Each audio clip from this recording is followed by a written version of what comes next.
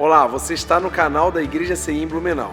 Agora nós vamos ouvir uma palavra do Evangelho do nosso Senhor que pode transformar a sua vida. Antes de liberar o vídeo, eu quero te convidar a se inscrever nesse canal e também compartilhar para o máximo de pessoas o possível, para que elas também possam ser transformadas por essa mensagem.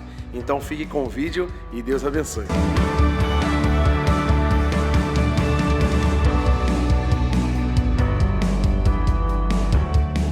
Hoje eu quero falar com vocês sobre um tema que eu gosto muito, algo que Deus colocou no meu coração, pode passar, que eu chamo de o coração de servo, ou o coração do servo, né? Eu convido vocês para abrir comigo em Mateus capítulo 20, dos versículos 20 a 28, Mateus capítulo 20, versículo 20 a 28. Cara, você falou que eu tenho que 1h30, é isso? 2h30. Tô brincando, tá, gente? Tá friozinho, daqui a pouco a gente vai embora para comer uma sopinha também, né? Que tá bem friozinho. Vocês acharam aí? Se você achou, diga amém. Ixi. Se você achou, diga amém. Amém. Então vamos lá. O texto diz assim, a partir do versículo 20: Então aproximou-se de Jesus a mãe dos filhos de Zebedeu com seus filhos e, prostrando-se, fez-lhe um pedido. O que você quer? Perguntou ele, Jesus. Ela respondeu: Declara que no teu reino estes meus 2 filhos se assentarão, um à tua direita e o outro à tua esquerda. Disse-lhe Jesus: Vocês não sabem o que estão pedindo. Podem vocês beber o cálice que eu vou beber? Podemos, responderam eles. Jesus lhes disse, só um parêntese aqui, eu acho que aqui eles não sabiam mesmo o que ele estava pedindo.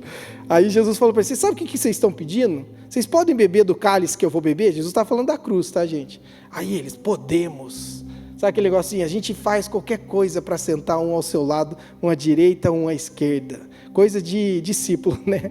Não sabe nem o que está falando. Mas Jesus continua. Ele diz: certamente vocês beberão do meu cálice, mas o assentar-se à minha direita ou à minha esquerda não cabe a mim conceder. Esses lugares pertencem àqueles para quem foram preparados por meu Pai. Quando os outros 10 ouviram isso, lembrando, né, que eram 12 discípulos, e aí 2 já estavam tentando garantir ali, um à direita ou à esquerda, o camarote ali da sua parceria ali com Jesus, os outros 10 ouviram isso, ficaram indignados com os 2 irmãos.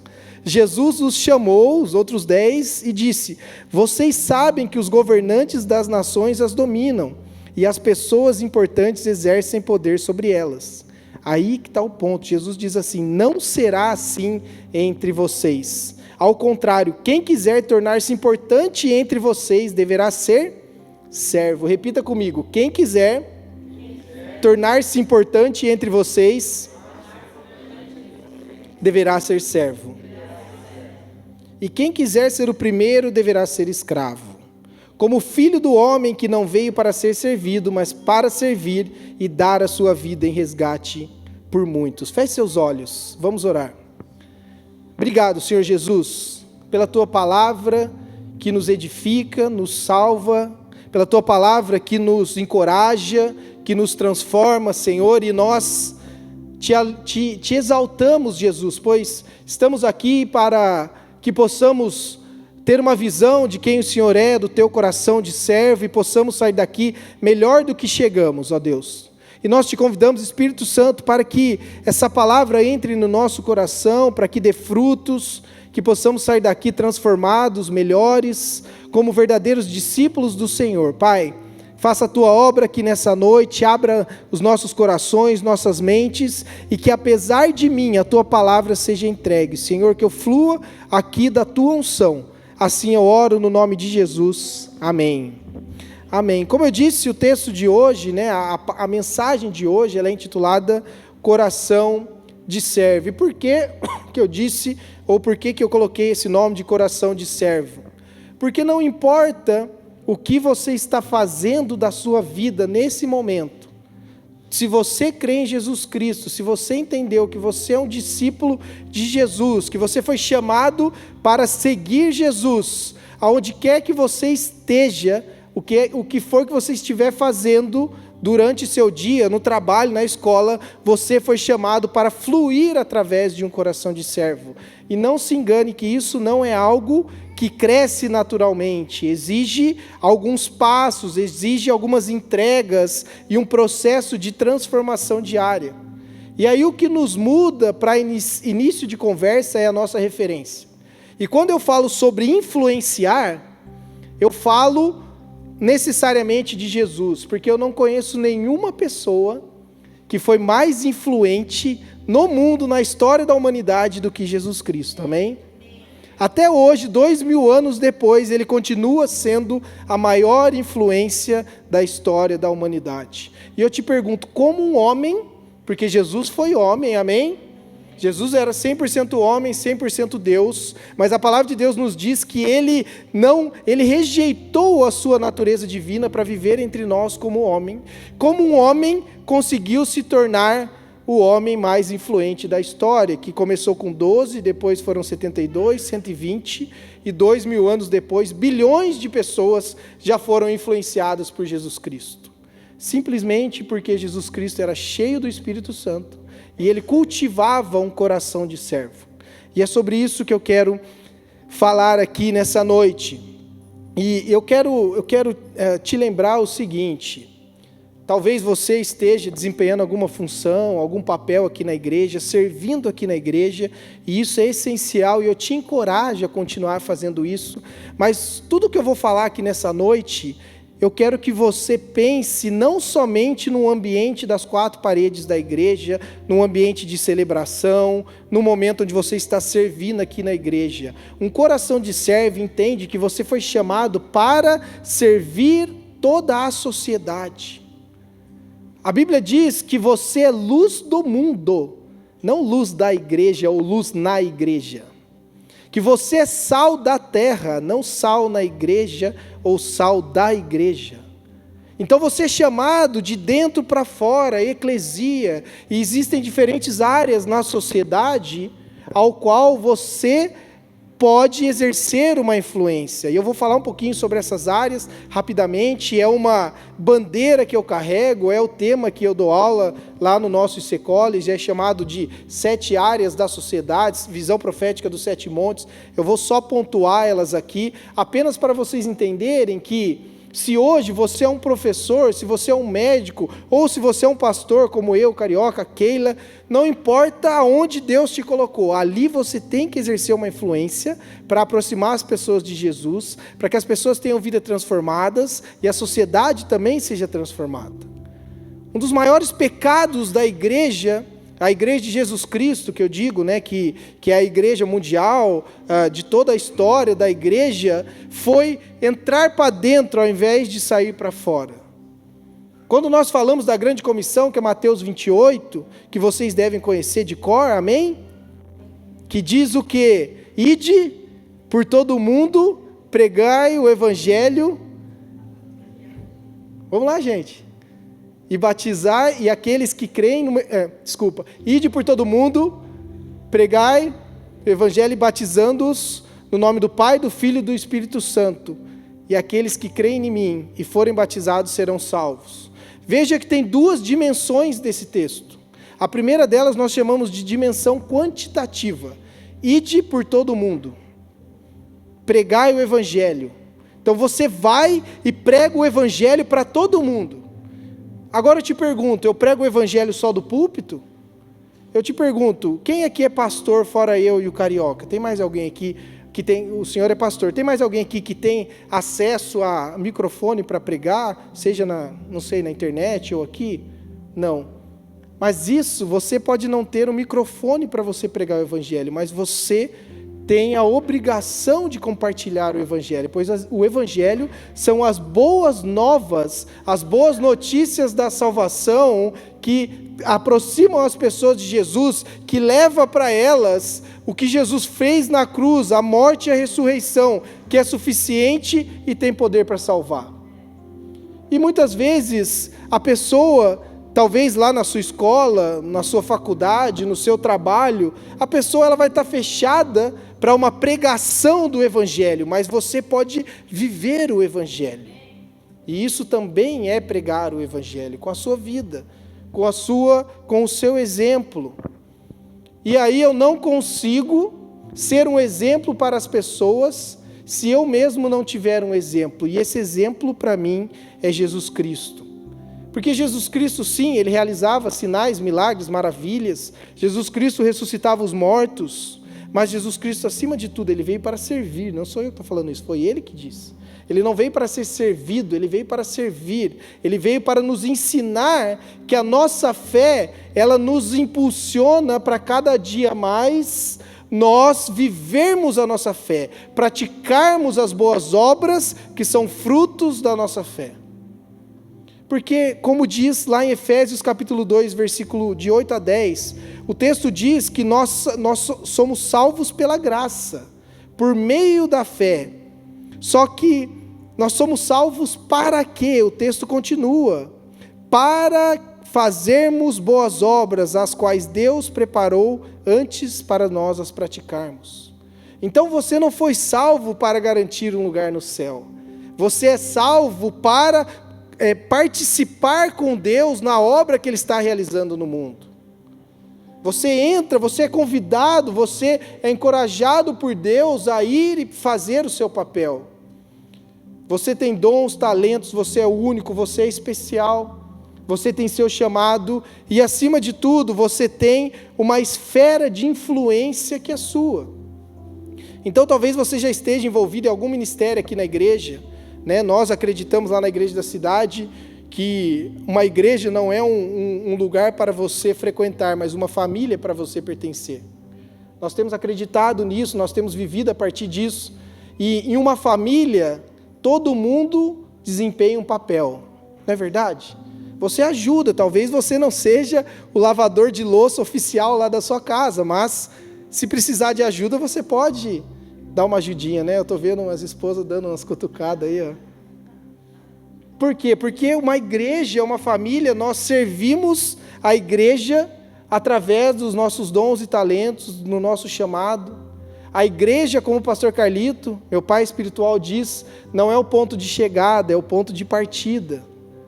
Servir, então, não é apenas aquilo que você faz aqui na igreja, é o que também você faz de segunda a sábado fora da igreja. É o quanto você carrega daquilo que você recebe no domingo durante a semana. Como diz uma frase que diz assim: quando você se preocupa em ajudar o ministério de outra pessoa e a servi-lo, Deus se preocupará em servir o seu ministério. Então você se preocupa em ajudar as pessoas, ajudar aqueles que de repente nem sabem que precisam ser ajudados, Deus já está ajudando você também a partir disso. Isso é amar o próximo como a ti mesmo. Né? E tem uma pesquisa que foi feita pelo Barna Group, que fala sobre isso aqui, que o Barna Group é um instituto de pesquisa norte-americano, que alguns anos atrás eles chegaram à conclusão que apenas 3% dos crentes, dos cristãos norte-americanos, vão trabalhar ou servir integralmente dentro da igreja, 3%. Ou seja, vão ser missionários, pastores, ministros, bispos, diáconos, de forma integral, vão viver para a obra, vão receber o seu sustento da obra, apenas 3%. E eu te pergunto, o que farão os outros 97%? Eles vão estar espalhados na sociedade, serão professores, médicos, arquitetos, engenheiros, serão donos de casa, donas de casa, serão porteiros, serão seguranças. E aí, outra pergunta que eu te faço, esses 97%, esses médicos, doutores, advogados, professores, será que eles não têm chamado? Ou será que isso não é o chamado deles? Esse é o chamado das pessoas, um chamado para impactar a sociedade. E é disso que nós compartilhamos e ensinamos lá na igreja da cidade, que são as 7 áreas de influência. Pode colocar um quadro que nós temos aí, por favor? Temos um quadro das 7 áreas de influência, que são 7 áreas da sociedade que... pode passar, está mais para frente. Aí, pode parar aí. São 7 áreas da sociedade, alguns chamam de esferas, outros montes de influência. São 7 áreas que se resumem, né, onde os cristãos estarão espalhados pela sociedade, servindo a sociedade e levando o evangelho. Nós temos as mídias, a economia, as artes, a educação, o governo, a família e a religião, né? Eu não tenho muito tempo para falar sobre isso, eu estou aqui para falar sobre o coração de servo, mas basicamente, em alguma dessas áreas você está envolvido. Você pode estar servindo na área da política, você pode estar servindo na área da educação, na área da família, você é um terapeuta familiar, de repente. Você pode estar envolvido no monte da religião, como eu e o Carioca, que somos pastores, no monte das artes ou entretenimento, economia, enfim. É uma matéria muito interessante, que quanto mais você estuda, mais você começa a ter um discernimento do que a igreja foi chamado para ser na sociedade. E a linguagem da igreja, a linguagem do crente na sociedade é o serviço.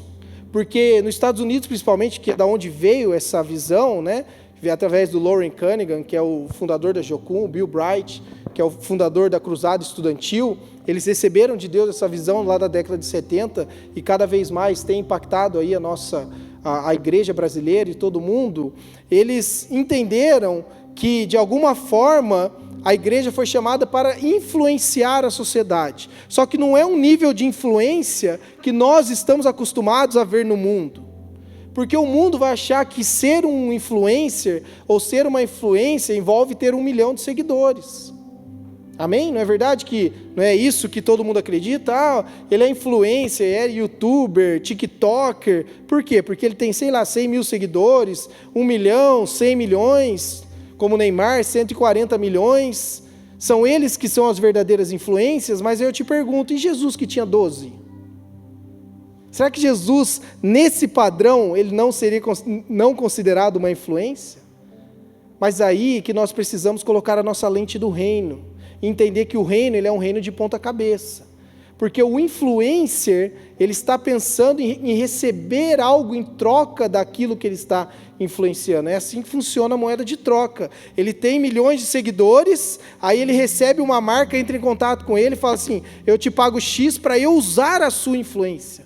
Então ele cede como uma espécie de um trabalho, ele é usado a influência dele, ele recebe algo em troca e aquela marca acaba sendo levada pela influência, impactando pessoas. Só que não foi isso que Jesus nos ensinou, por isso que eu compartilhei aquele texto com vocês. Jesus ensinou assim, eu não vim para ser servido, eu não vim para receber algo em troca por causa da minha influência, eu vim para servir.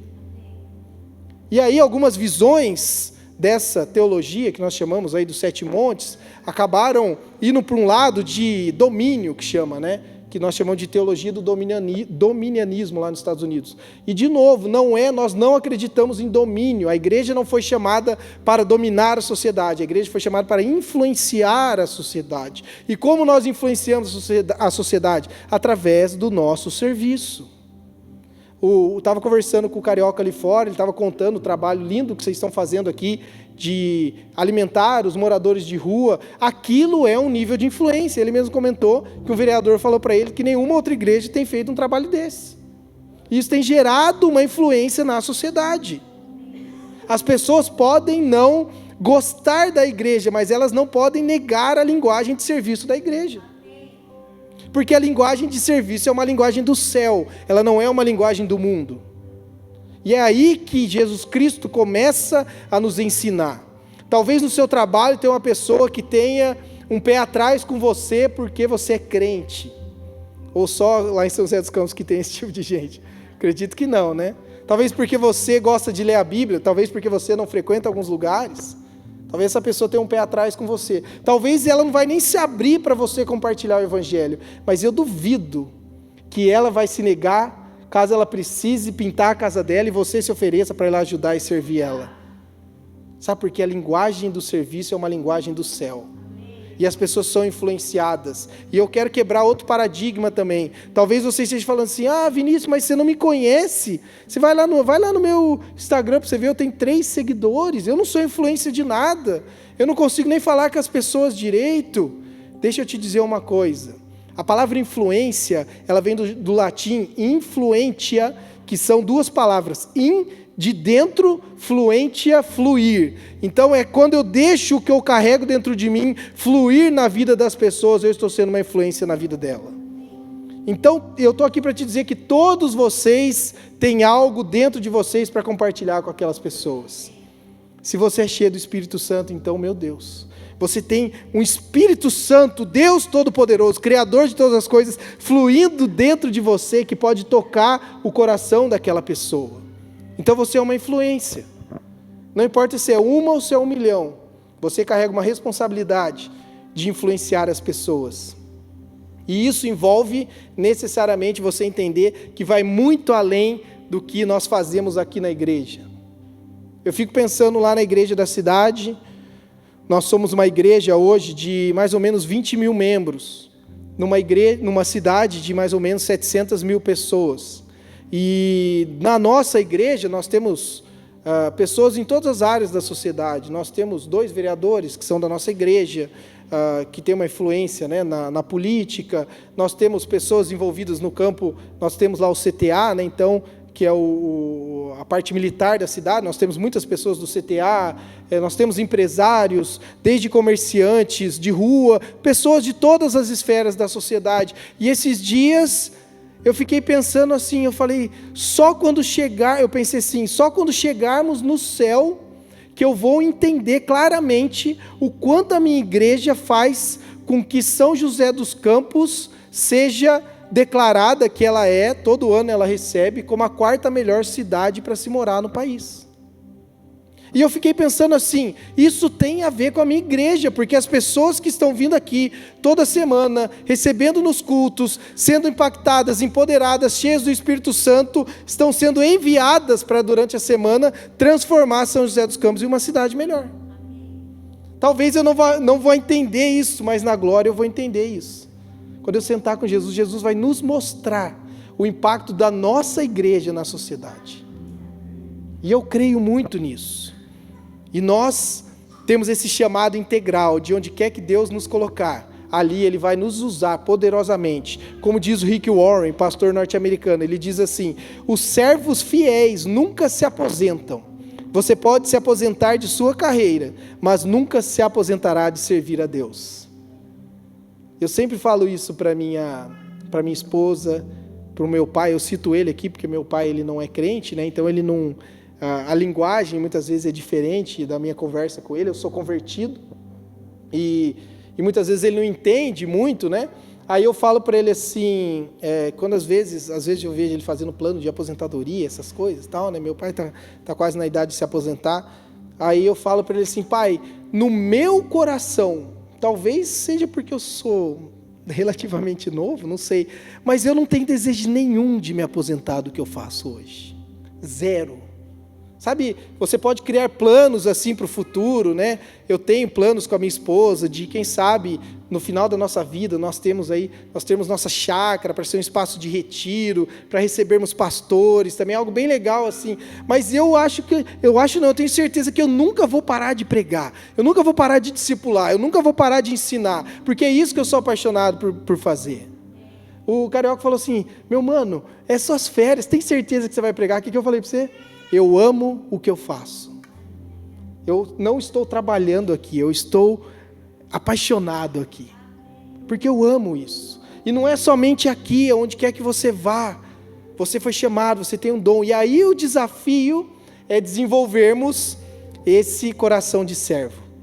Porque tudo flui através do nosso coração de servo. E eu te convido rapidamente para você abrir aí Isaías 42, que eu vou contextualizar aqui. Nós vamos usar esse texto de Isaías 42 para falarmos 7 pontos bem práticos e rápidos. Eu vou só pontuá-los aqui, falar um pouquinho, porque eu quero que vocês levem algo prático para casa, para vocês refletirem, pensarem e para aplicarem na vida de vocês. Isaías 42 é um texto, vocês, dependendo da versão da Bíblia que vocês usam, o texto ele é chamado, né, de o servo de Deus. Esse texto é um texto que tanto alguns estudiosos acreditam que pode ser que estava falando do povo de Israel, né, que era o povo que foi chamado para servir as nações, para ser um modelo para as nações, que foi levantado por Deus, mas também é um texto messiânico, que aponta para Jesus. É um texto que, quando você lê aqui, pelo menos para mim, é quase impossível você não ver Jesus nesses textos aqui. E é isso que nós vamos estudar juntos. Você já achou aí Isaías 42? Amém. A partir do versículo 1, então.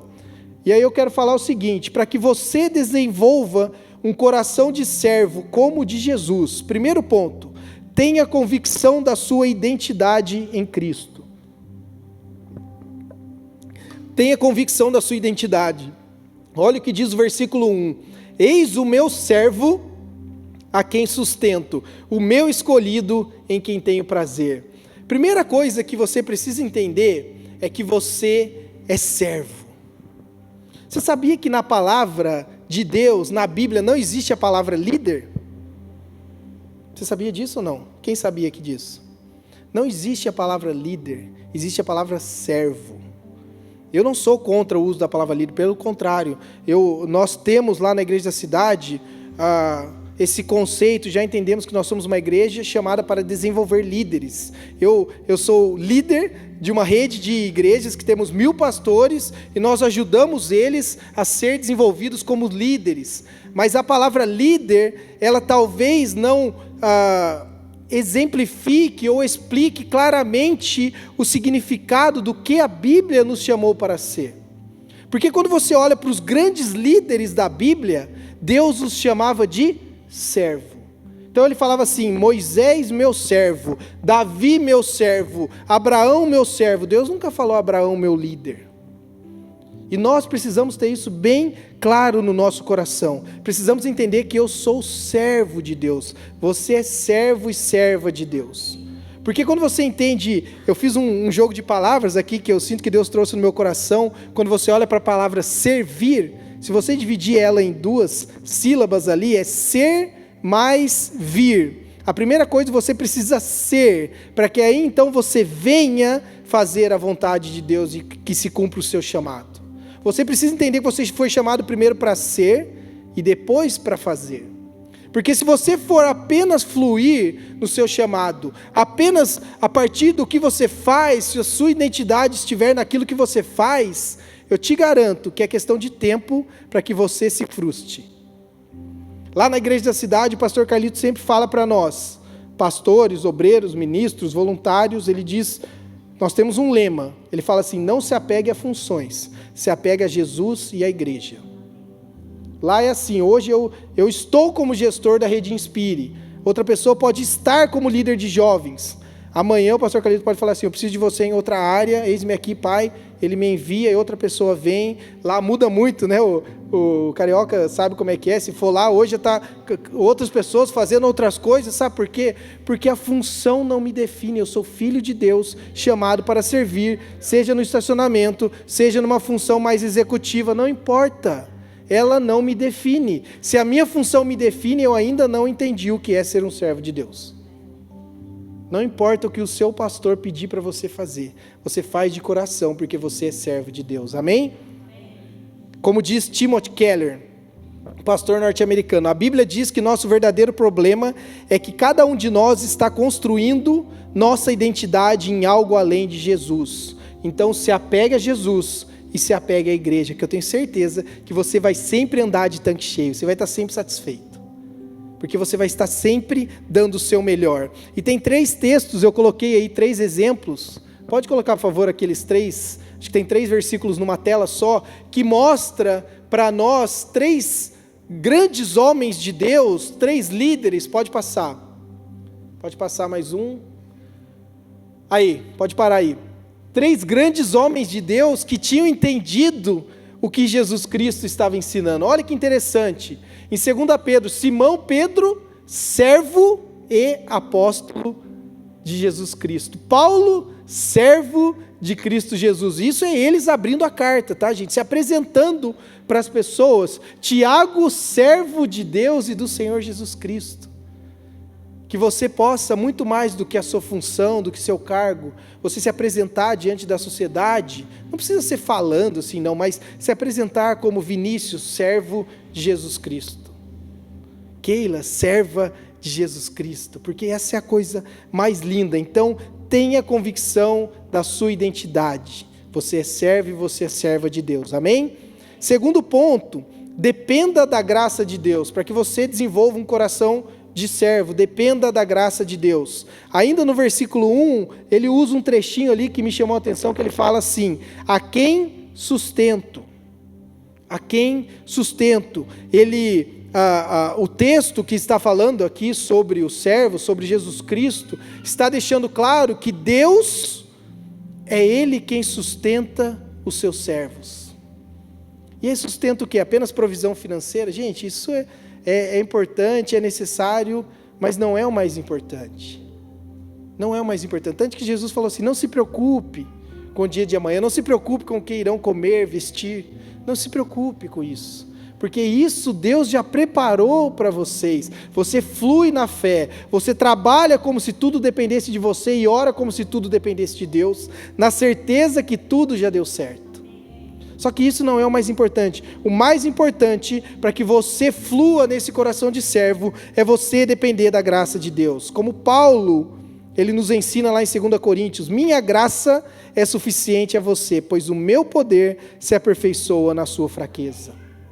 Há um poder de Deus, um dunamis de Deus reservado para mim e para vocês, que é derramado quando eu me humilho diante dele, quando eu reconheço que eu não tenho capacidade humana para fazer o que eu fui chamado para fazer.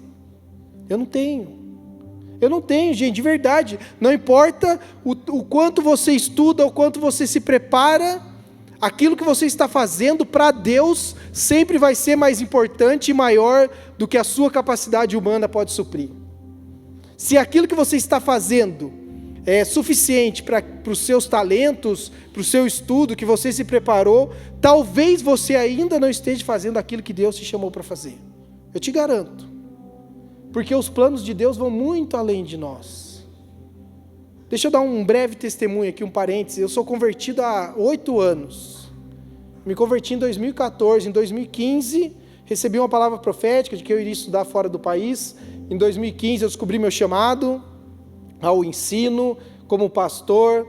Em 2016, abriu uma porta para mim nos Estados Unidos. Fiz 3 anos de seminário lá. Em 2019, o pastor Carlito me convidou para voltar. Voltei na Rede Inspire, que é um dos ministérios da igreja da cidade, que eu estou até hoje.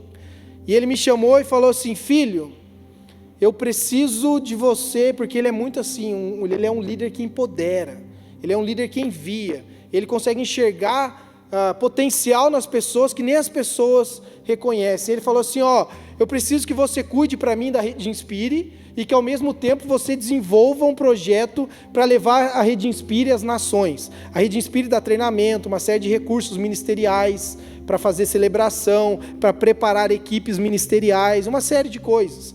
E ele falou assim: eu preciso que você me ajude, que eu estou com esse sonho no coração que Deus colocou de levar a Rede Inspire às nações. Eu falei assim: gente, por onde eu começo? Eu falei assim: como que eu vou levar um negócio às nações? Sabe, para e pensa assim. Eu falei assim: eu não sei nem por onde começar. Ele falou assim: ora pela Europa e tal. Aí eu fiquei pensando, a primeira coisa que eu fiz, eu me lembro certinho, quando ele falou comigo, eu fui para casa. Eu me ajoelhei no meu sofá e eu falei assim: Senhor, eu não sei nem por onde começar. Eu não sei nem por onde começar. O que eu faço? Como é que eu monto? Você imagina o seguinte: eu tinha 5 anos de convertido e eu tinha acabado de sair do seminário. E ele lançou uma rede de 500 igrejas assim na minha mão e falou: e a gente tem um sonho de alcançar e treinar 100 igrejas na Europa. Gente, a Europa está no pós-cristianismo. Tem regiões da Europa, porque hoje nós temos muitas igrejas lá, 3 anos depois, mas temos regiões na Europa onde nós temos igrejas filiadas à Rede Inspire. Não é uma denominação, tá, gente? É uma agência de recursos ministeriais. Elas são filiadas à Rede Inspire e recebem treinamento. Temos igrejas lá na Espanha, por exemplo, em Huelva, na Espanha, que temos 1% de cristãos na cidade. Estamos falando de Espanha, que já foi o maior berço do cristianismo do mundo. 1% de cristãos. E aí eu estou ajoelhado lá falando: Senhor, por onde eu começo? E sem brincadeira, eu terminei de orar, peguei meu celular ali, eu olhei, tinha uma mensagem de um pastor, falando assim: Vinícius, eu sou o pastor fulano, eu sou aqui de Portugal, e eu tenho um grupo de pastores aqui, que querem conhecer a Rede Inspire, você pode fazer uma apresentação para nós? Dependa da graça de Deus. Talvez você não saiba o que fazer, mas Deus sabe. Deus sabe, e Ele já preparou. E uma das coisas que eu gosto de Jesus, quando nós olhamos para Ele, como coração de servo, é que Jesus, Ele foi completamente dependente do Espírito Santo. 100% dependente do Espírito Santo. Quando o Espírito Santo quis levar Ele para o deserto, Ele obedeceu. Quando o Espírito Santo falava para Ele curar e ressuscitar, Ele obedecia. Quando o Espírito Santo quis levá-lo até a cruz, Ele obedeceu. Ele era 100% obediente à graça de Deus, ao Espírito Santo. E eu compartilhei hoje com o Carioca um pouquinho sobre algo que Deus trouxe ao meu coração nesse texto, que é muito interessante, é que quando o diabo está tentando Jesus no deserto, ele chega até Jesus, que tinha acabado de se batizar, tinha acabado de ouvir a voz de Deus falando: eis o meu filho amado em quem me agrado. Todo mundo, muita gente ali tinha ouvido a voz, incluindo o diabo, que tinha ouvido aquela voz também. A Bíblia não diz, mas nós podemos automaticamente saber que o diabo foi uma testemunha do que Deus estava falando sobre Jesus, o Filho de Deus. E ali está o diabo diante de Jesus, depois de 40 dias no deserto, e ele fala o seguinte: se tu és o Filho de Deus, você está passando fome aí, se tu és o Filho de Deus, porque ele tinha acabado de ouvir, na verdade ele estava falando assim: já que Deus acabou de falar que você é o Filho dele, já que tu és, transforma essa pedra em pão. O diabo trouxe a primeira tentação na vida de um servo. Eu não vou entrar nesse assunto, mas o diabo trouxe diante dele e falou assim: ó, já que você é filho de Deus, usa o seu poder divino em benefício próprio. Era a primeira tentação de Jesus. Aí ele responde para o diabo o seguinte, ele fala assim, ele não usa essas palavras, mas Jesus era convicto daquele primeiro ponto, da identidade dele. E ele pegou e falou assim: ó, eu sou o filho de Deus, mas eu não vou usar os meus poderes de Deus, porque nem só de pão viverá o homem. E ele falou assim: como homem, eu vou pisar na sua cabeça, Satanás. Homem cheio do Espírito Santo. E eu creio que é isso que está sobre nós. É esse chamado de homens e mulheres cheias do Espírito Santo, que são capazes de derrotar Satanás, que são capazes de vencer as tentações, como servos de Deus. Então, o segundo ponto é: você tem que depender da graça de Deus. Terceiro ponto: honre a presença. O texto diz ainda no versículo 1: porém nele o meu espírito, e ele trará justiça às nações. Para Jesus, nós sabemos que depois, desse texto de Isaías, ele é um texto messiânico, mas depois Jesus viria e falaria o quê? O Espírito de Deus está sobre mim. Jesus, ele estava convicto de que ele era o cumprimento desse texto, ele estava honrando a presença de Deus. E quando nós recebemos o Espírito Santo, nosso papel é o quê? Honrar a presença de Deus, pois quando nós honramos a presença de Deus, Ele faz com que nosso coração se desenvolva como um coração de servo também. E como que eu faço isso? Vivendo em santidade, andando em obediência. Esses são os passos práticos. Efésios 4:30 diz: não entristeçam o Espírito Santo de Deus, com o qual vocês foram selados para o dia da redenção. Então, queridos, deixa eu te dizer uma coisa: não importa o que você faça, se você aceitou Jesus no seu coração, você tem selado em você o Espírito Santo. Sabe o que é selado? É colado. Onde quer que você vá, o Espírito Santo está com você. O que for que você assista, o Espírito Santo está assistindo com você. A música que você ouve, o Espírito Santo está ouvindo com você. Ele é uma pessoa, ele não é uma capa de chuva que você fala assim: não, agora eu quero assistir aquele filminho ali, que não deveria estar assistindo, deixa eu tirar o Espírito Santo, colocar aqui no armário, depois eu pego ele e coloco de novo. Não, o Espírito Santo está selado em você. E o seu papel é o quê? Honrar a presença, ouvi-lo, viver como se isso fosse verdade. Porque aí sim, o Espírito Santo vai ter essa liberdade para desenvolver em você um coração de servo.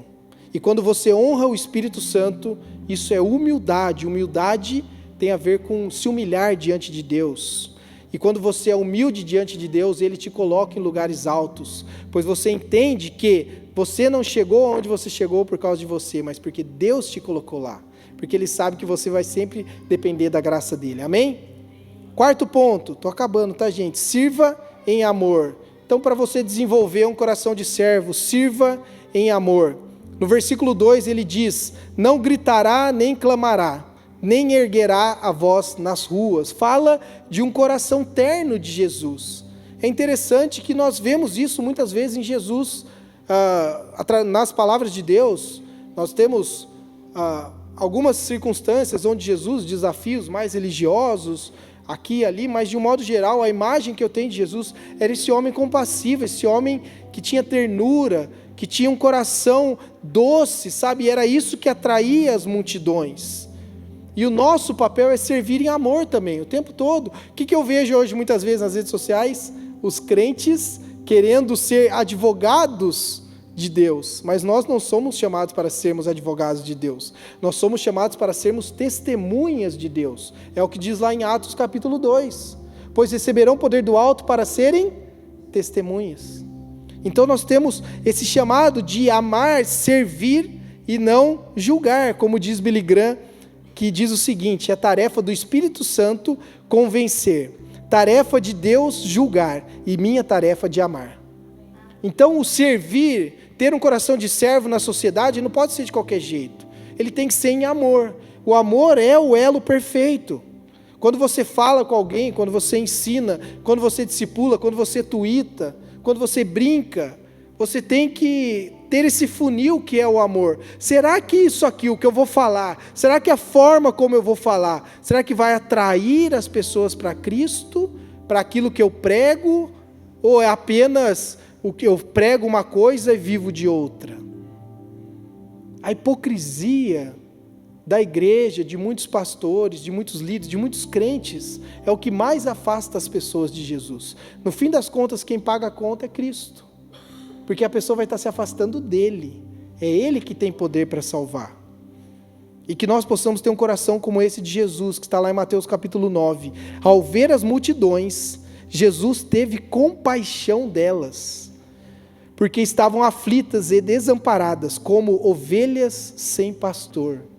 Queridos, nós estaremos aí na sociedade, nos diferentes lugares, nas nossas famílias, com amigos, parentes, estaremos rodeados de pessoas que são ovelhas sem pastor, pessoas que precisam ser atraídas por Jesus, pessoas que precisam ouvir as boas novas do reino, amém?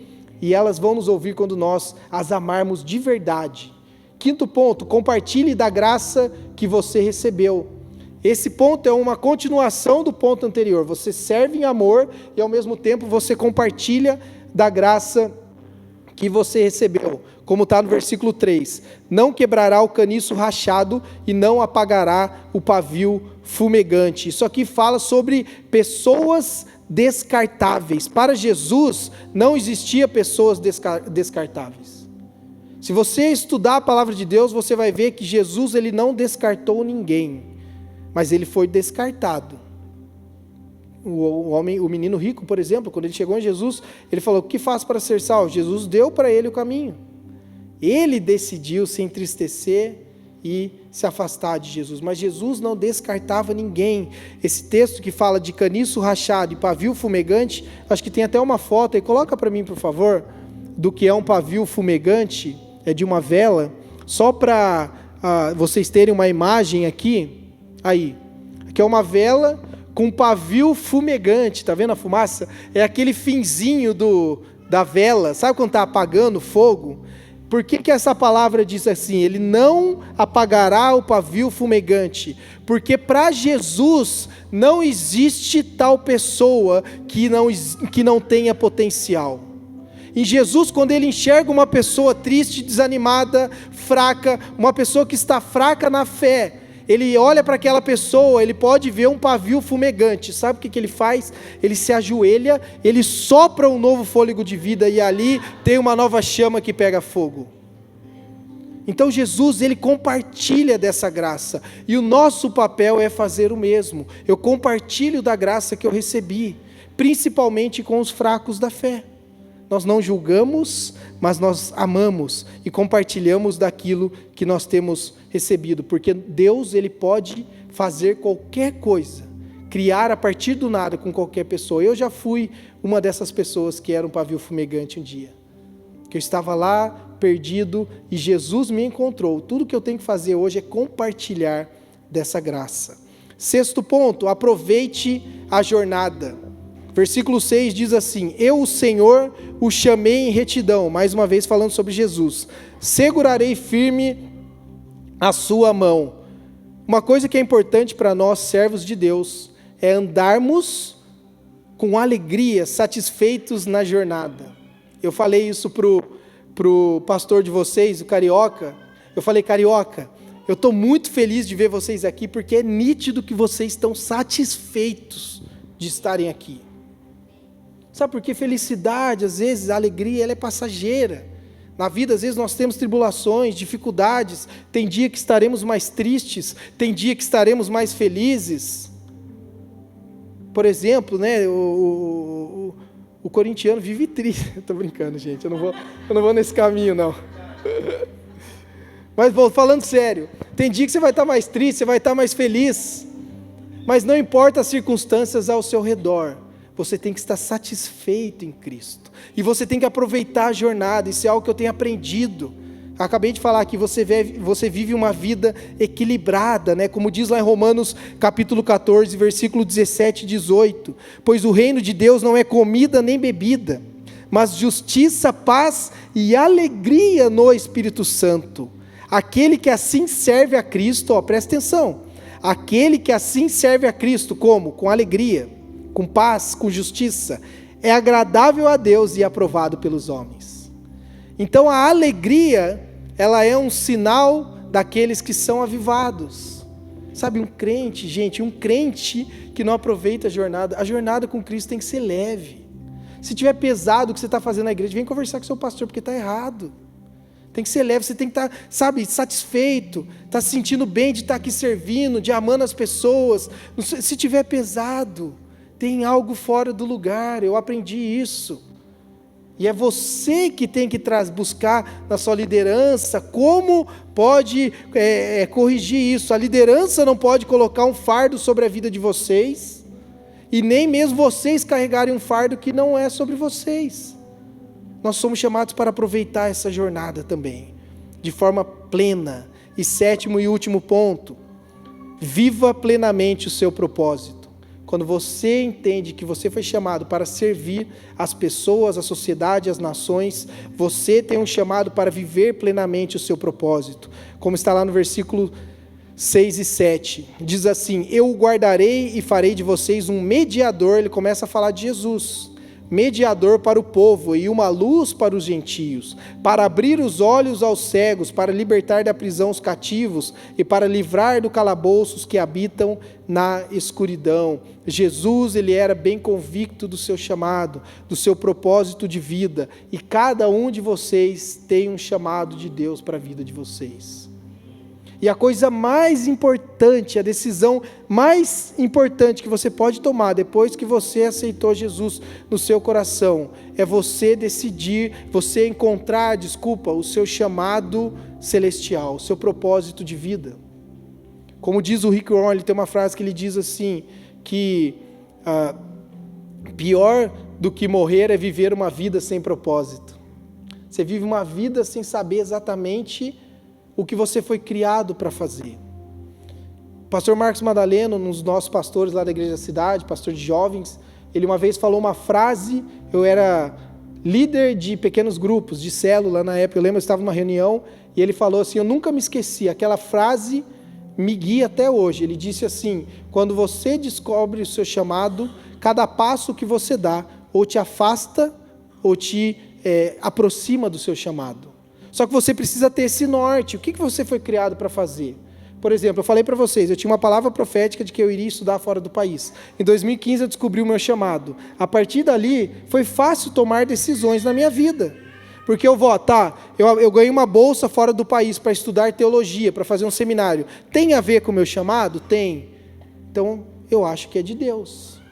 Agora, eu fui chamado para pregar, para pastorear, eu vou lá e recebo uma proposta para jogar no meu time de coração. Tem a ver com o meu chamado?